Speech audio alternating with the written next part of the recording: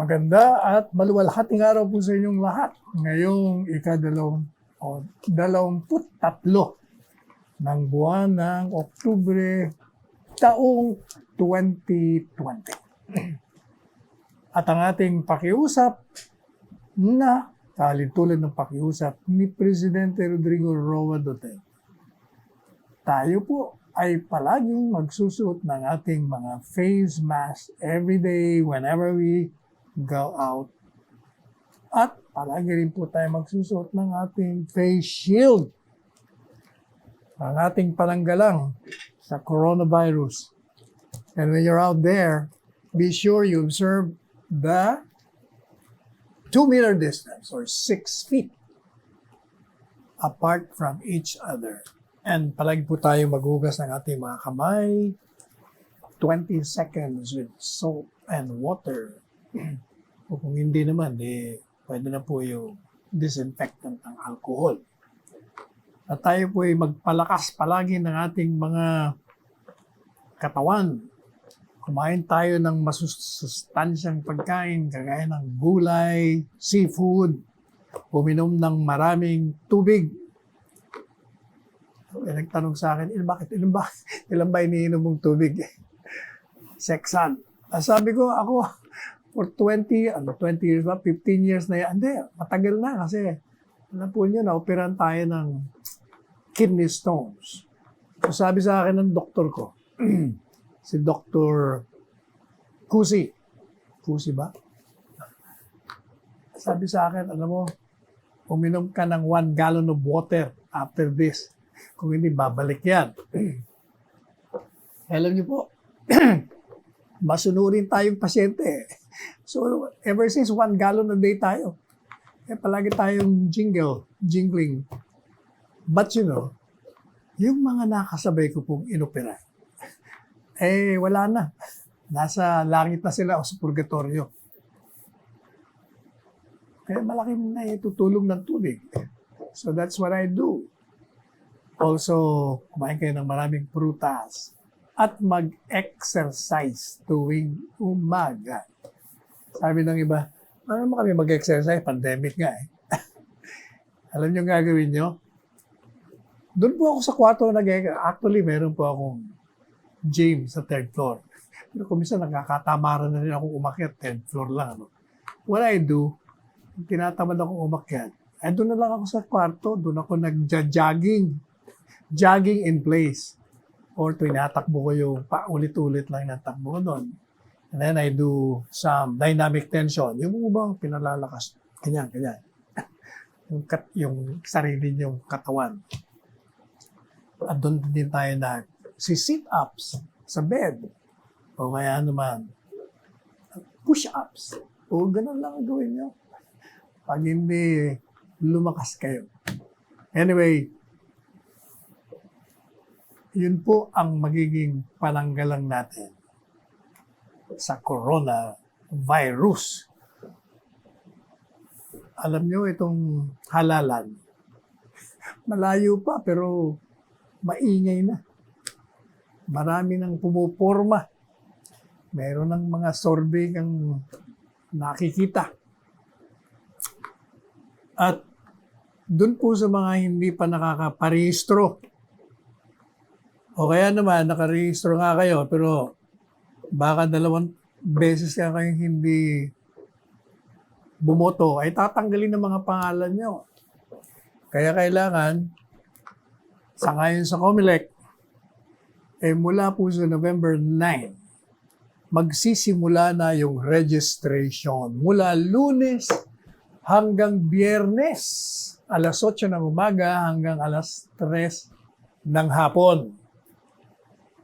Pero as usual, yung paalala nating lahat, kailangan pa rin yung mga precautions, yung safety protocol. So, obserbahan natin.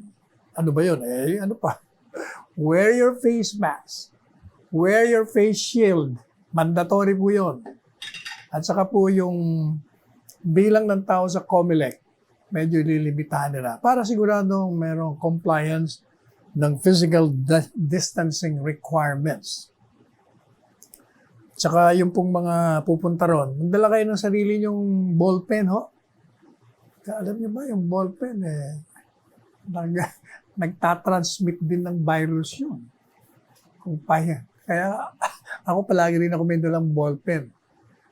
At kung wala, pag binibigyan ako nung, alam mo, kailangan mo dyan sa Mercury, ang ginagawa ko, meron akong napkin, binabalot ko yung ballpen. Kailangan talaga maging conscious, maging maingat. Mas mabuti na yung nag-iingat kesa ma-hospital tayo. Diyos ko, pag-hospital, pera, hindi lamang pera, hindi mo makita yung mga kamag-anakan mo, pamilya mo, kasi bawal. Kaya yung pong mga gustong bumoto, dapat naman talaga bumoto kayo. Hindi ba sa US ngayon ilang araw na lang. Palagay ko, kakalabing isang araw na lang o 12 araw magbobotohan na sila. But so far, mga 40 milyones na yata ang bumoto sa kanila. Ano kaya gawin din natin dito yun? Maganda yata yung mga advance voting. Ilan ba population ng mga botante doon? Alam mo ba, Chris? Wala akong idea kung ilan ang botante doon. Sa atin, mga 20 bilyon. Doon, dami. Anyway, so tandaan po nyo, November 9. However, pagdating po ng end of October, suspendido. Dahil, bakit? Nyo ba? All Saints Day ang November 1. And All Souls Day ang November 2. Alam nyo ba na dito sa ating bansa, mali ang selebrasyon ng All Saints Day kasi ang naging practice, yung araw ng mga santo, yun ang araw ng mga patay. November 1. Pero ngayon, ay hindi natin alam kung pagbabawal ang pagpunta. Buti ako, di ba sabi ko sa inyo, nung ako'y nakipaglibing, pinuntang ko na yung lugar ng nanay ko para hindi na ako problematic. Sa madalit sabi, tandaan nyo pwede na kayong magrehistro. At ang start ng registration September 30. Ibig sabihin, nakaraan na. Kaya halos isang buwan na rin. Alam niyo po ba na yung nakausap ko kanina nga pala, nakausap po natin si Secretary William Dar. At binabalita sa atin na yung mga sa susunod na buwan, magandang balita po dun sa mga magsasaka, yung mga nakatutok sa atin ng mga magsasaka, lalo na yung mga small rice farmers. Tatanggap po kayo ng cash assistance at manggagaling po ito dun sa excess rice tariff. Pati nga ho yung mga ngingisda, pati yung mga nagtatanim ng corn, mais, coconut, nyug, at saka ng sugarcane. Magsasaka. Pati na ho yung mga indigenous people. Tatanggap din po ng cash, sabi ni Secretary Dac, at food assistance. Kasi po nakalagay yun sa Bayanihan 2. At sang-ayon naman kay Senador Villar, sinusuportahan niya itong aksyon ng Senate Committee on Agriculture and Food.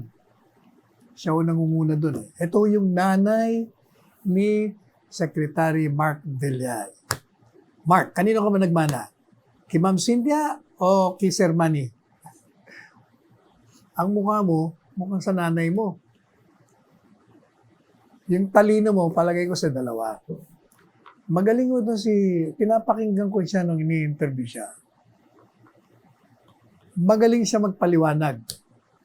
Saka diretsyo. Hindi na yung paligoy-ligoy kung saan nagpupunta. Di ba sabi ko sa inyo, merong mga ini-interview na pwede naman sabihin sa isang sentence ginagawang ilang paragraphs. Pero itong si Secretary Villar, to the point.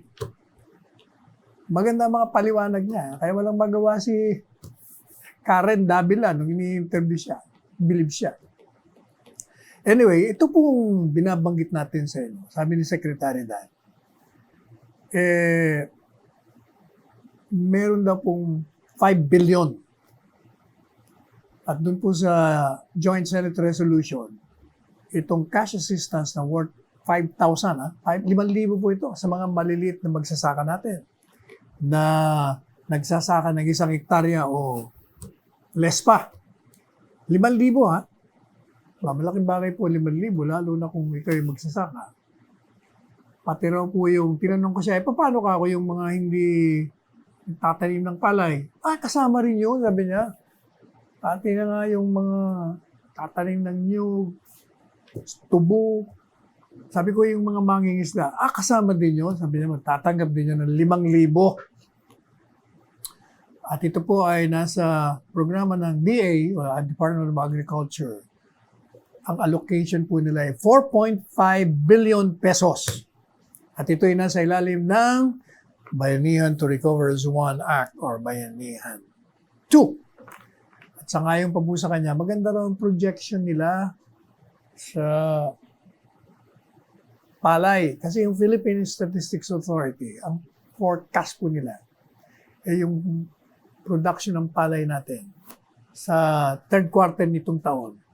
Base po dun sa mga nakatanim na crops natin, as of September 1, aabot daw po ito ng 3,542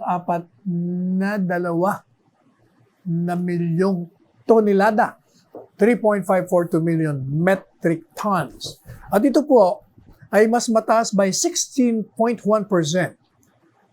More than yung last year na harvest ng 3.051 million metric tons.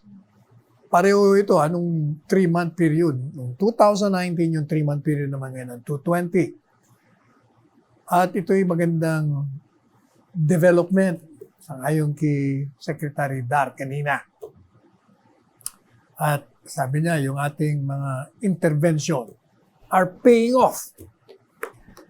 At ito yung interventions po binabanggit niya. Ito ay pinamamahalaan ng Department of Agriculture that includes the Rice Competitiveness Enhancements Fund, Regular Rice Program, at Rice Resiliency Project.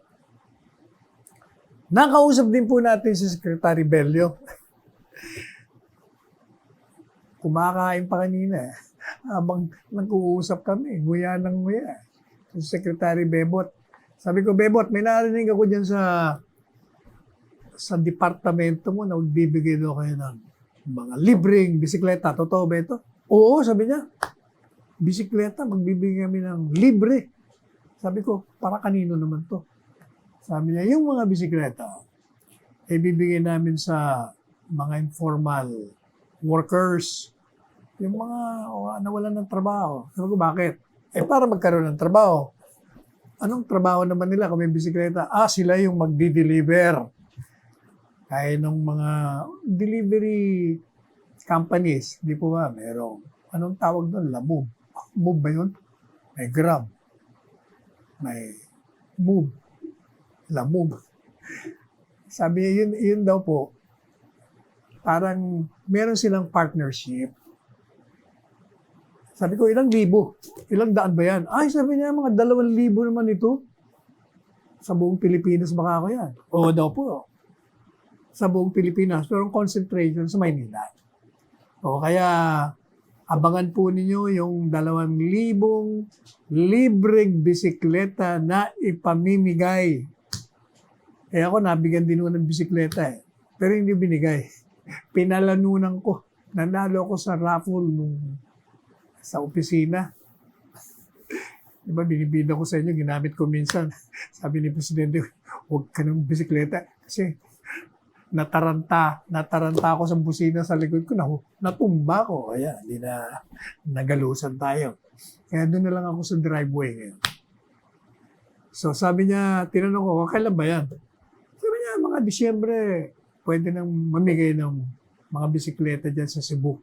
at sa ibang regional offices. Maliban pa dyan, sabi ni Secretary Bello, bibigay din daw sila ng mga cellphone, mga e-loading wallet. Ano ba yung e-loading wallet? Hindi ko yata alam yun. At kasama na po yung isolation bag, helmet, reflectorized vest, at saka bicycle rack.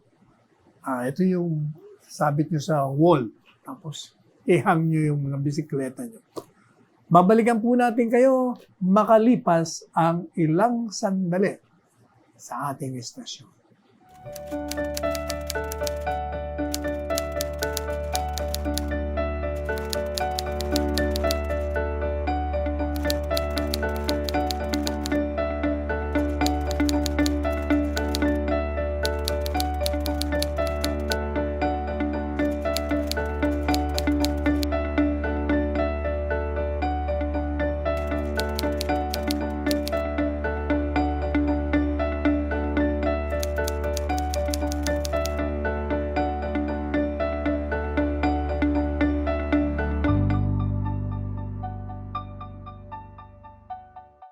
Meron naman tayong ibabahagi sa inyo na ang ating pamahalaan tina-target na bakunahan, i-vaccine yung 20 milyong Pilipino pag ang bakunang ito laban sa coronavirus, ready na, available na.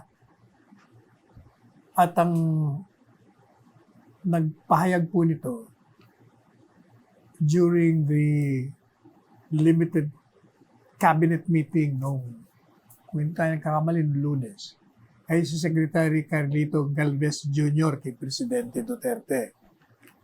At uunahin po rito kayong mga frontliners.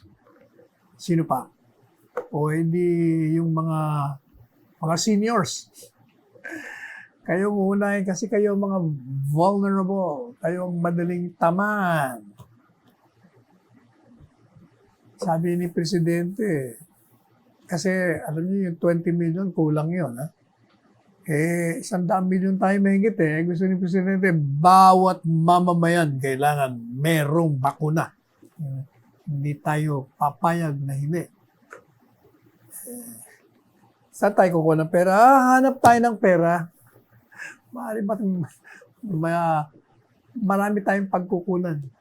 Kailangan lang malikhain ka. Kaya ito pong si Secretary Galvez, nagpiprepare na raw yung NTF ng mga malalaking logistic requirement para dito sa vaccine.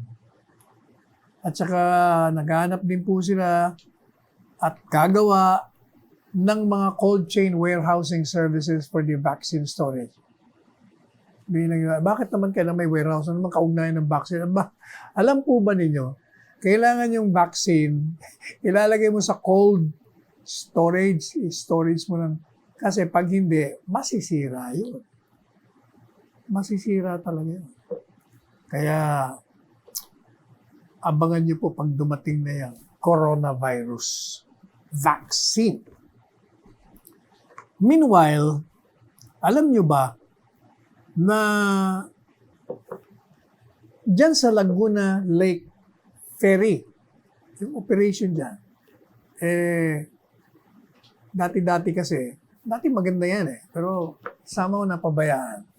Mabuti naman, at merong isang kongresista, at kilala natin tong personal, si kongresista ng 2nd District, Fidel Nograles. Alam niyo ba kung ba't natin kilala to? Nagtrabaho ito sa opisina natin. Kasama ito sa Office of the Chief Presidential Legal Counsel. Mga 1 taon mahigit din ito At nakakatuwa ang kwento nito. Maibida ko uli sa inyo. Kasi natutuwa ako rito kay Congressman Fidel Nograles. Dahil nung nagtatrabaho siya sa opisina natin, matangkado itong mamang ito. Siguro mga 6'1", 6'2" ito. Batang-bata. Gwapo pa. One time, pumunta ko siya sa kwarto ko. Sabi niya, magre-resign daw siya. Sabi ko, bakit? Saan ka lilipat? Sabi niya, tatakbo ako board member.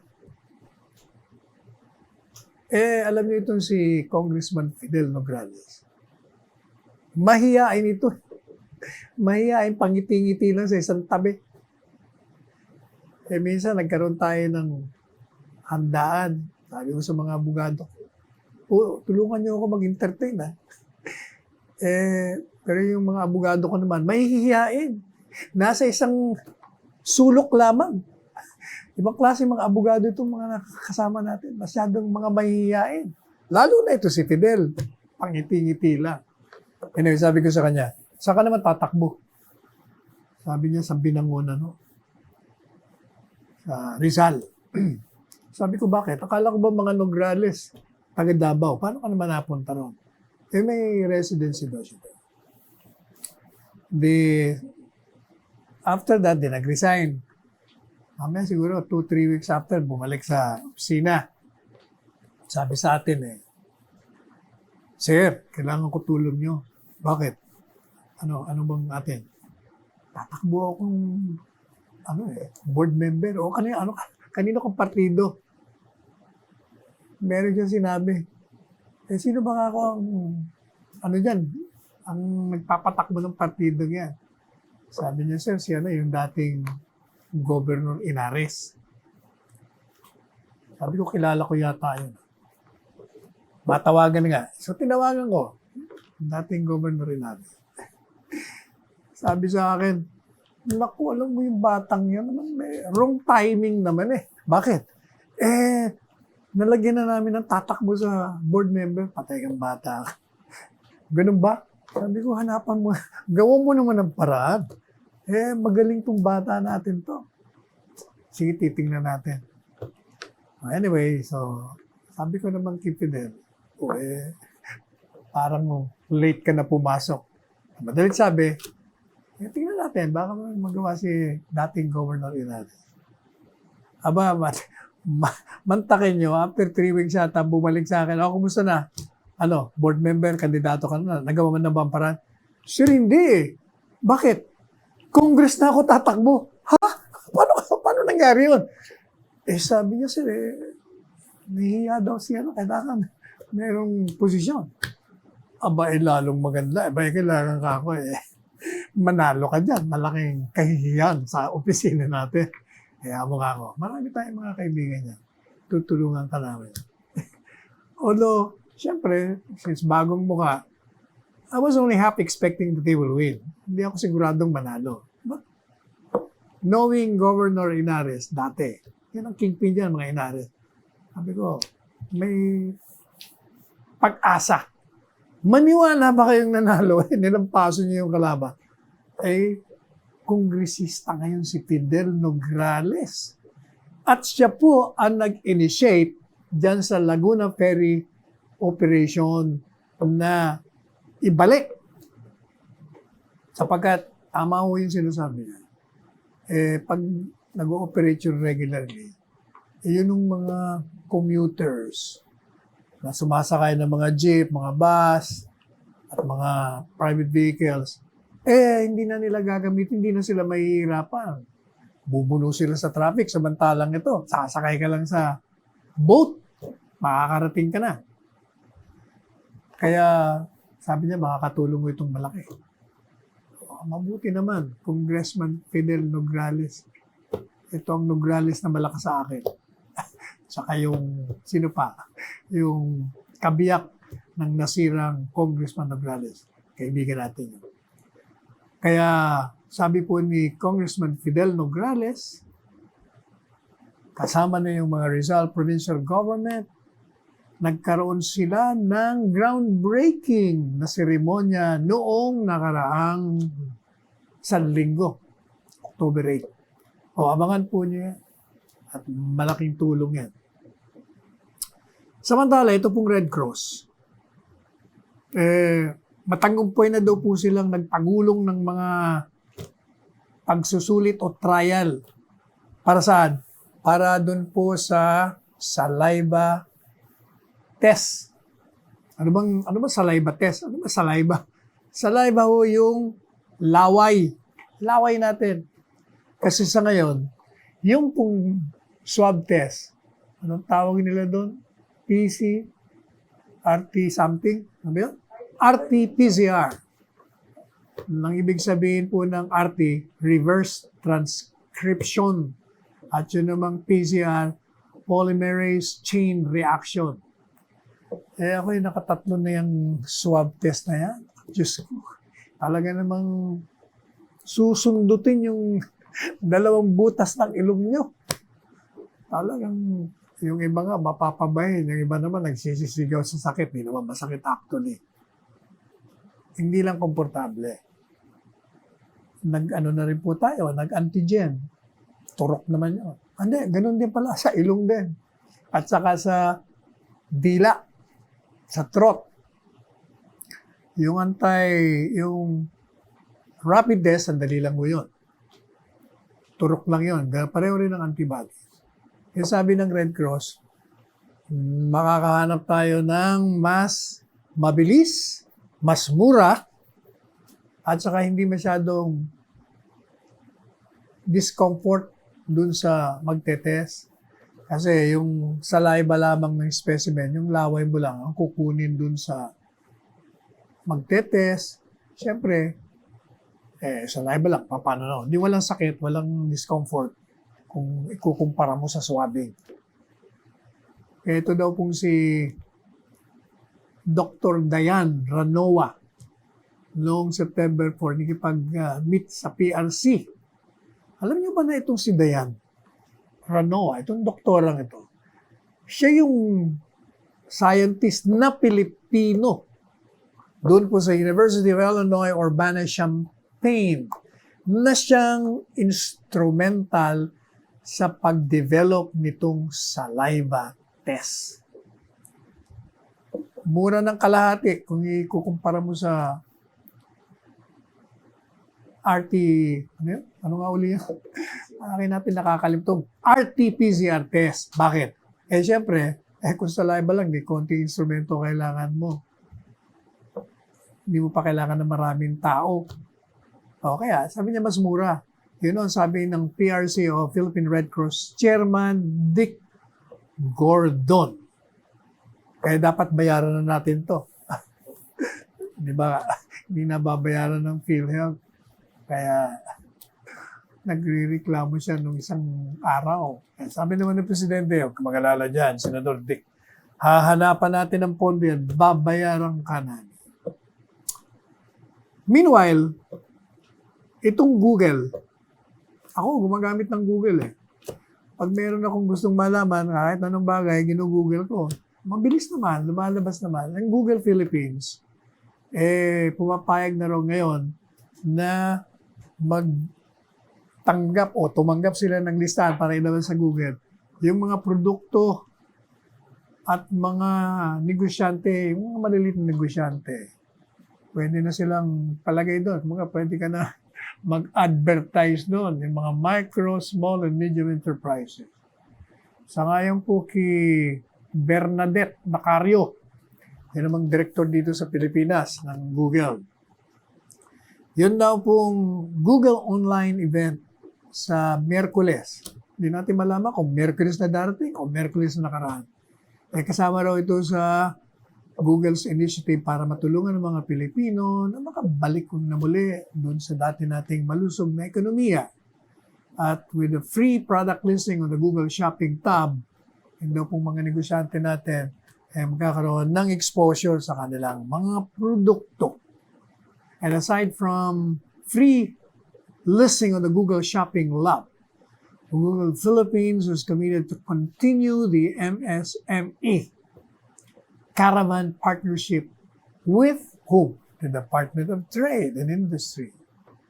At sa pangkasalukuyan daw, 14,000, wow, na business owners ang nag-participate na po dito sa MSME Caravan. At nakikipag-partner din daw po sila sa Department of Tourism para masuportahan naman yung local na turismo natin. Siya nga pala. Ako, mag-iingat kayo, may nakatakas na 13 detenido dyan sa Caloocan. Hindi ko naman maintindihan. Paano naman nakakatakas to? Gumawa raw ng butas dyan sa City Hall. Siguro yung city dyan sa City Hall nandun mismo sa building ng City Hall. Ano kaya nila nabutasan yun? Ibig sabihin, meron silang pambutas. 13 ang nakatakas diyan po sa Custodial Facility Unit Extension ng Caloocan City Hall noong Huwebes ng umaga. Ibig sabihin, kahapon ng umaga yun. Yung sangayon po kay General Ronnie Ilagan ng Caloocan Police, o ang direktor ng Northern Police District, gumawa raw ng butas ng mga madaling araw. Siguro tulog pa yung mga gwardya. Totoo naman, alam po ninyo yung speaking of security guards. Alam niyo ba na doon sa lugar namin? Napagod na ako ng kagigising ng alas 12 para lang gisingin ko yung mga gwardya. Nagsawa na ako. Talaga yatang yun na ang sakit ng lahat ng security guards. Talagang natutulog sila. Walang exception. Pupunta mo, gigisingin mo. Kunyari pa, hindi. Ay, ako talagang mga security guard. Kumisa, sa kasagsagan ng inis ko sa kanya, sinisweldo kayo para matulog. Pero wala, talagang ganyan. Wala na tayong magagawa. Minsan nga, yung baril, kinuha ko pa O, nasaan ang baril mo? Hindi niya malaman yun, saan hanapin. Kako, mapapatay ka rito, pati kami, nasasama. Compound yung amin, kaya kailangan may security guard. Marami kami doon. Ano kayang gagawin natin sa mga secure? Siguro, yun din na nangyari doon, yung police doon, natutulog din. Kasi, alam nyo, para doon sa mga movies, yung mga The Great Escape, kung ano-ano pang mga movies na tumataka, dahan-dahan nila sinisira yung gumagawa ng mga butas, kung hindi underground, sa toilet, kaya naman sa mga wall. Matagal na proseso yun hanggang finally, nakakuha sila ng pagkakataon makatakas. Pero ang kagandahan naman ito, doon po sa 13 o 15 na nakatakas, 5 na ang nahuli, nakabalik na, back to where you belong. Sabi ni Colonel Davio Menor, yung 2 bilanggo, nahuli nila habang tumatakas. Yung isa naman, nahuli dyan sa bahay ng nanay niya sa Caloocan. Tapos yung 2, nahuli sa Longos, Malabon, Camarin, Caloocan. At yung iba naman, mangangalanan natin, baka meron kayong kilala rito, pabalikin nyo na lang. Naku, mahirap pag nakatakas ka, palagi ka lang tumatakbo. Dahil you're being hunted by the police authorities. Ito yung mga pangalan, mga kilala nyo. Hikayatin yung bumalik na. Kasi madadagdagan lang yung kanilang mga bilang ng pagkabilanggo. Pag ikaw tumakas, may penalty po yun. Si Martin Mama. Sino pa? Si Jerrymar Pitilla. Si Hudson Jeng. Aldwin Joe Espila. Si Raymark de los Reyes, si Norbert Alvarez, si Mark Oliver Gamutilla, si Juvel Toledo Jr., si Arnel Bocat, si Raymond Balasa, Reynaldo Bantiling, at si Justin Tejeros. Balik na kayo. Kayo talaga. Kayo rin. Mamaya dyan Mabalitaan ko na lang. Sana hindi mangyari. Alam nyo, pag tinutugis kayo, siyempre, lalo na kung mga addicts ito. Kasi pagkakaalam natin, yung iba sa kanila, nakulong because of drug involvement.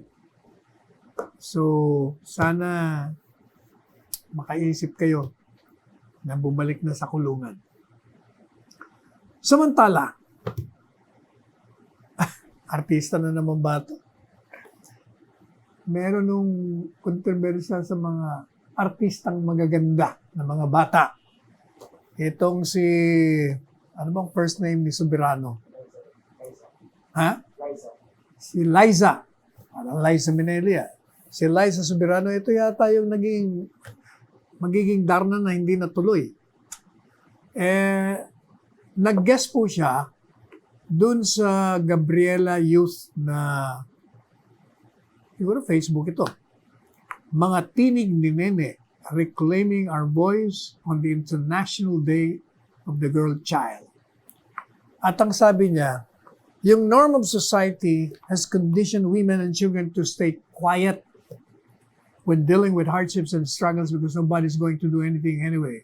Yun daw pong normal sa ating lipunan. Pinaniwala o kinindusyon yung mga babae at mga bata na manahimik pag sila ay sinasalubong ng kahirapan o paghihirap dahil wala naman daw gagawa o tutulong sa kanila, ha? Mali teka muna, Liza, mali naman yata. Hindi na yung norm. Yung norm na yan, siguro hindi pa pinapanganak yung nanay, tatay mo. Panahon pa ng mga lolo mo yun. Wala na yun.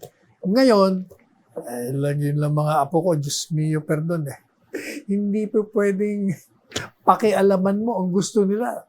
They will assert their authority. No, grandpa! Mga ganun kagad Hindi totoo yung sinasabi mo, Liza. Mali ka dyan.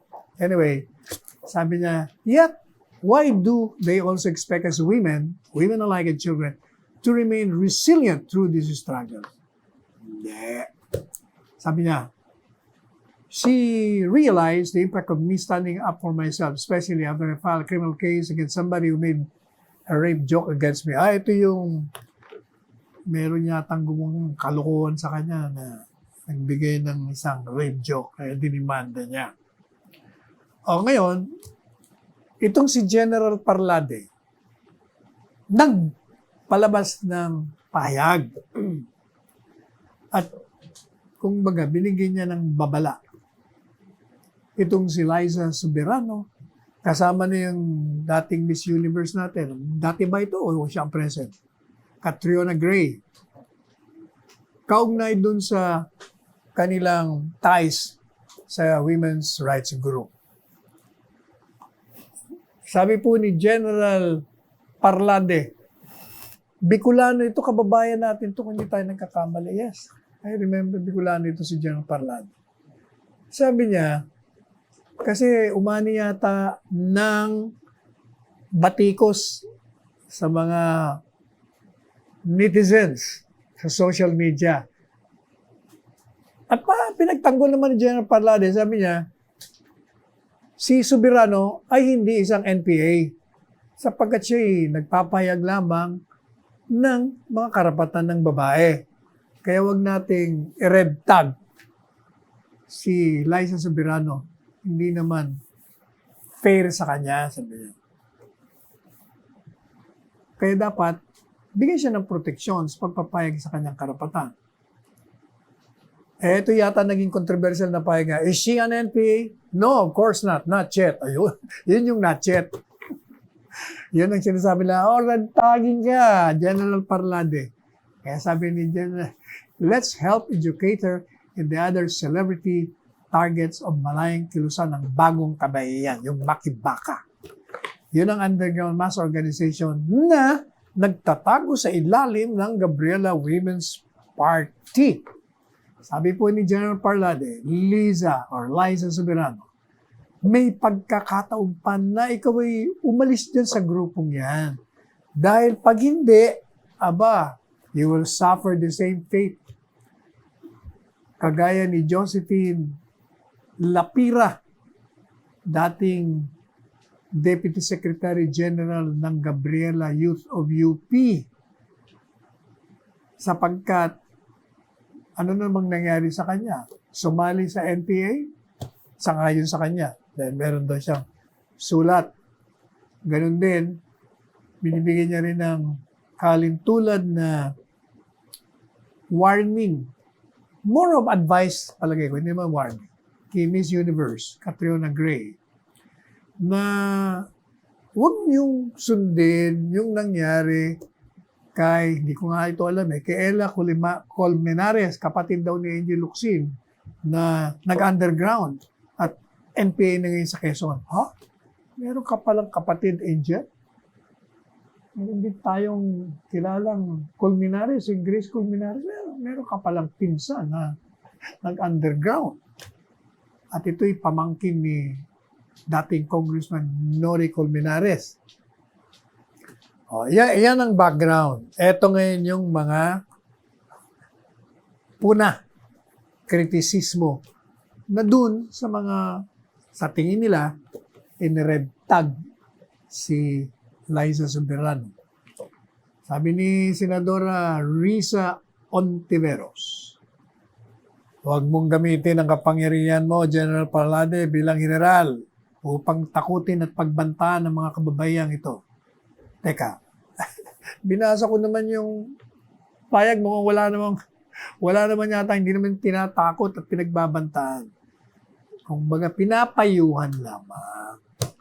Your threats, sabi ni Senador Ontiveros, and harassment are unacceptable. Hindi namin matatanggap yung pagbabanta mo at hinaharas mo sila. Dahil gusto mong patahimikin sila, pinapalampas mo ang karahasan, panggagasa at pang-aabuso at nararanasan ng napakaraming Pilipino. This is a shame to your rank and to the PNA. Sabi niya, tandaan ko ang lahat ng mga ito. Pagandaan mo ang susunod natin pagharap sa commission appointments. Hindi ko kayang palampasin. See you next in the next round. Teka muna, Senadora. Mukhang ikaw ang nagbabanta. Hindi si General Parlade, baliktad na yata. Hindi naman nagbabanta. Kasi, alam po ninyo, yung kasing yung ganyan ng Gabriela, yung Makibaka, whether they accept it or not, mismong si Jose Marie Season kasi nagsabi na ito yung aming mga legal organizations na sumusuporta sa amin. At meron ng mga kasaysayan na nagre-recruit niya ng mga kagaya ninyo, Liza, at Catriona, para may kahit nila sumama sa kanila at maging mga rebelde rin. Kaya ang payo ni General Parlade, huwag niyong gagawin yung mga ginawa nila doon sa mga nirecruit nila na ngayon, ayun, sa bundok. Sabi naman ni Senador Kiko Pangilinan, ano ba yan? Nakipagkwentuhan lang si Liza, binantaan na ng kamatayan. O, ikaw, alam mo ikaw, Senador Kiko, napaka-OA mo. Ano naman binantaan ng kamatayan? Baka ang ibig mong sabihin,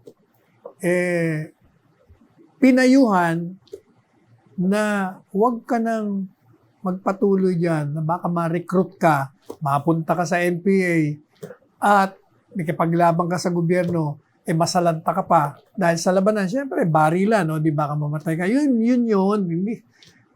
Ikaw talaga, Senador Kiko.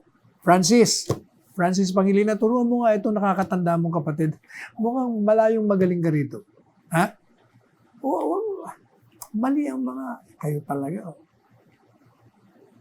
Alam po ninyo, yung mga nasa kaliwa, huwag naman kayong magagalit. Dahil galing din kami dyan, nilo ng mga panahon.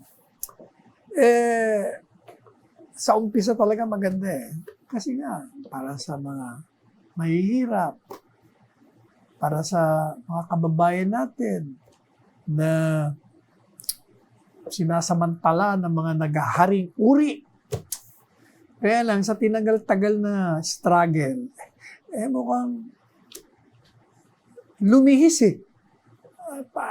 Biro nyo, bakit naman lumihis? Tama ho ba yung papatay kayo ng mga inosente? Hindi naman yung kalaban. Tama ba yung kayo'y mangingikil At kung hindi magbigay sa inyo ng pera, sisirain yung mga ari-arian ninyo. Hindi na makakatrabaho. Alam niyo yung mga miners, bakit kinikwento ko sa inyo, may kaibigan ako, bigay siya ng bigay. Kasi hindi naman daw makatulong sa kanya yung mga sandataang lakas. Hindi niya nahantayin yun. Kaya, yun ang intindihin niyo.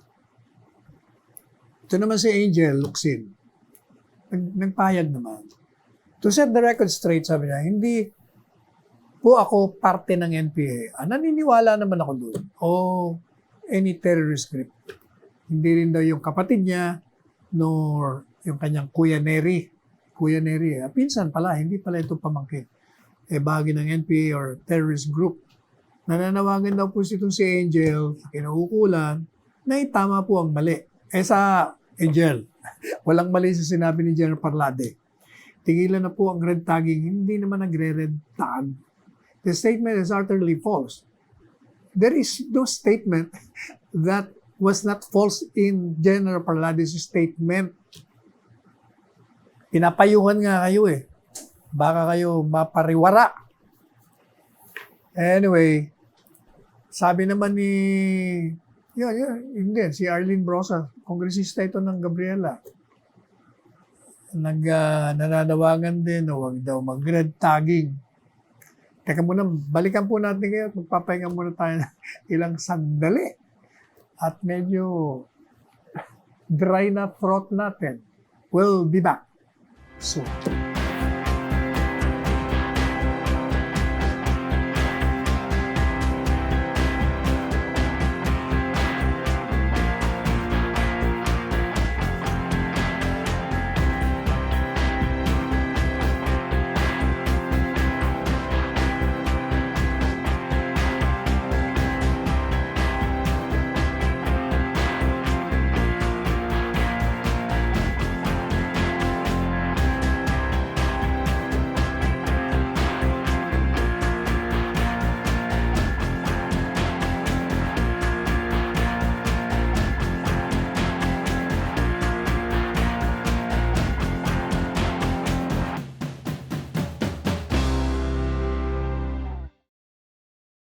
Sabi po ni Kongresista Arlene Brosas, ito daw si Parlade, tama na yung pag-red tag mo.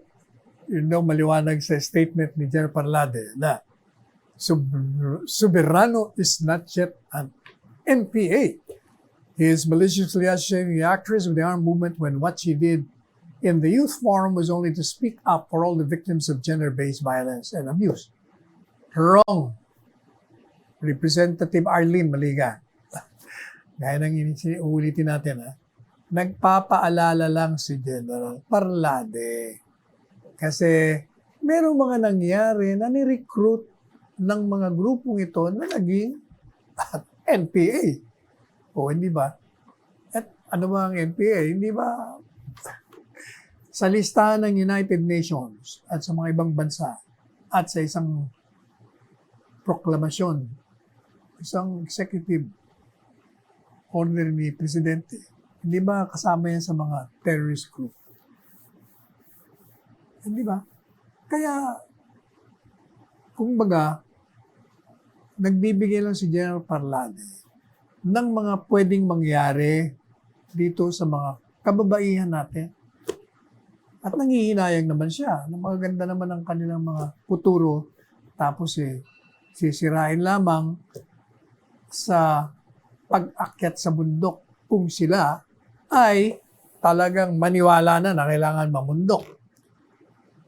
Pati nga ito si kaibigan nating Congressman Carlos Zarate. Ano rin? Pinagtatanggol niya rin si Liza, pero mali nga mali nga predicate ninyo. Pati itong sino ito? Sara Ilago, yun din. Puro sila, madalit sabi, para pareho sinasabi nila. Alright. Merong salita naman si General Parlade. Sinagot niya. Ito naman patungkol kay Senadora Ontiveros.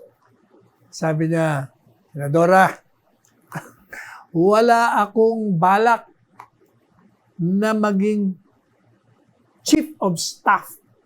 Kasi nga, di ba sabi ni Senadora, hindi ko makakalimutan to. Magkikita tayo sa commission on appointments.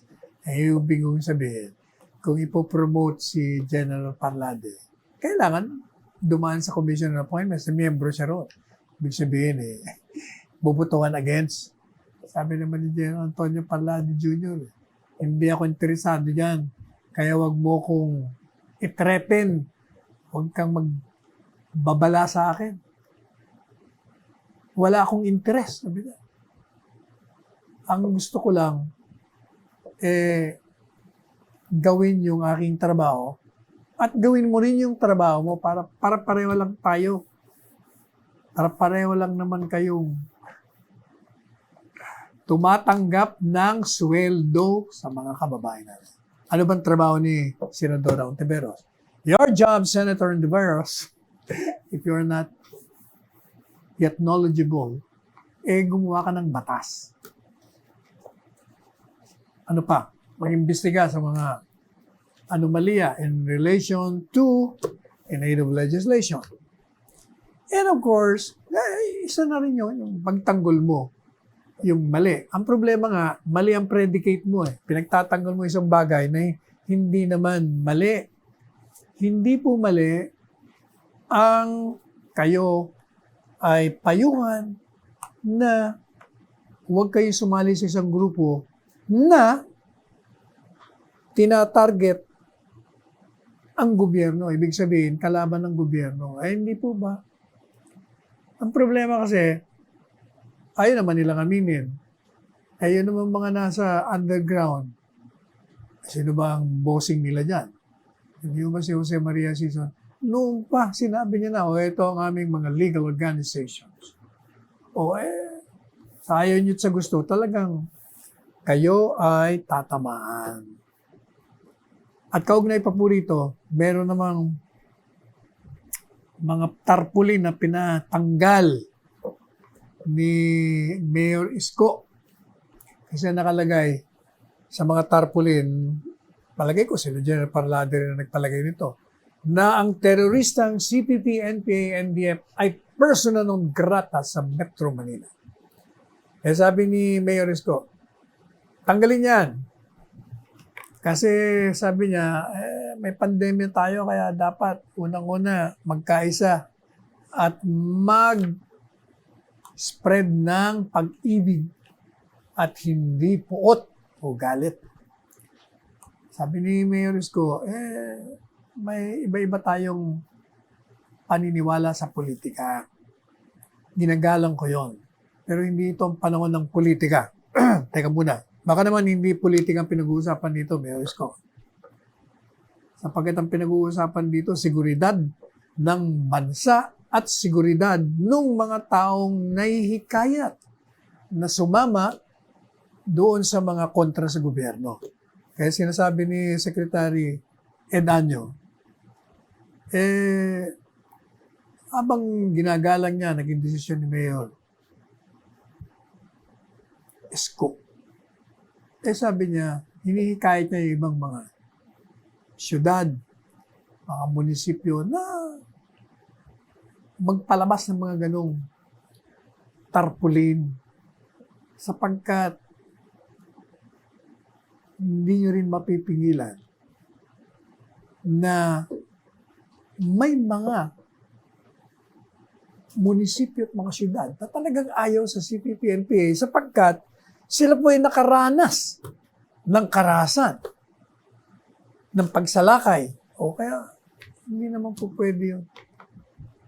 But anyway, siguro palagay ni Mayor Isko, baka mag-create lang ng animosity. Talaga mag-create ng, talagang ganyan yan, Mayor Isko. Tandaan mo, ang gobyerno natin, kalaban ay yung CPP, NPA, NDF. Talagang dapat persona non grata yun. Pwede pa siguro kung sinabi doon, persona non grata ang Gabriela. Siyempre medyo may katwiran ka doon. O, teka muna, bakit naman sinama mo Gabriela dyan? Kasi itong CPP, NPA, NDF, talagang natag na talagang terorista, hindi lamang itong bansang ito. At saka nakikita naman natin yung mga ginagawa. But anyway, kung sa tingin mo, yan ang bilang ama ng Maynila, ay tama yung ginagawa mo, o sige, di bigay hilig. Pero sabi nga ni Secretary Adanyo, we will not prevent others who feel that they should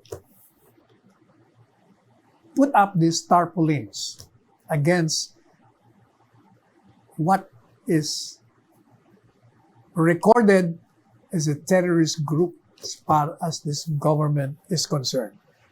Samantala, yung kaibigan nating Bobby Tiglao, meron ng mga banat kay kay Supreme Court Justice Marvic Leonen. Wala raw integrity. Walang integrity. Using his colleagues' criteria.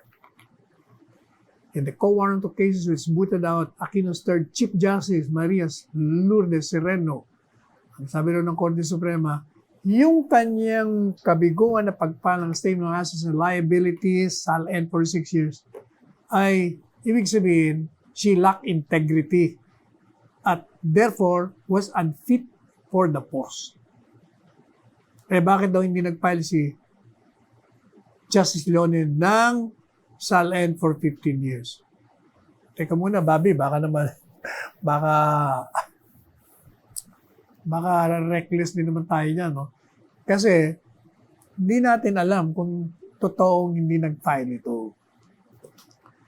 Kasi medyo nagtanong-tanong tayo sa UP baka daw mapaya pag tayo raw magbumanat, sasampal tayo ni Justice Leonen ng kanyang SAL-N, meron pala. Tsaka isa pa, yung lack of integrity yung sinasabi, kung hindi tayo nagkakamali, kaya natanggal si Sereno dahil hindi po siya nagbigay ng SAL-N doon sa dapat niyang bigyan. Kasi requirement dahil siya ay nominee. Nag-apply siya bilang Chief Justice at Justice. Meron po kasing nagbe-bet dyan at yung grupong yon kailangan mag-file ka ng mga requirements. Hindi siya nag-file doon. O ito namang si Leonen, ang pagkakaalam po natin, tanong-tanong din tayo kung noon ay ang hinihingi mga ilan ba yun? 15 bang SAL-N? Sa kanila parang bumaba at yun na ibigay niya. Kaya siguro natin, I understand si Joe Calida merong ginagawa tungkol dito at humingi siya ng pahintulot sa Korte Suprema na ilabas ang SAL-N. Kasi tinanggihan na siya sa ombudsman. Si Soljen. Punta siya sa Korte Suprema. Hindi natin alam kung ano na nangyari doon. At isa pa sa mga sinasabi ni Bobby Tiglao, ito raw si Justice Leonen, meron na 82 pending cases na hindi pa ina-actionan. 4 na taon na raw. So nagtanong-tanong tayo dahil may mga kaibigan din tayo sa loob. Nakausap natin yung mga ibang mga nariyan. Sabi nila, ang isa sa pinakamasipag na justice dyan, si Justice Leonen.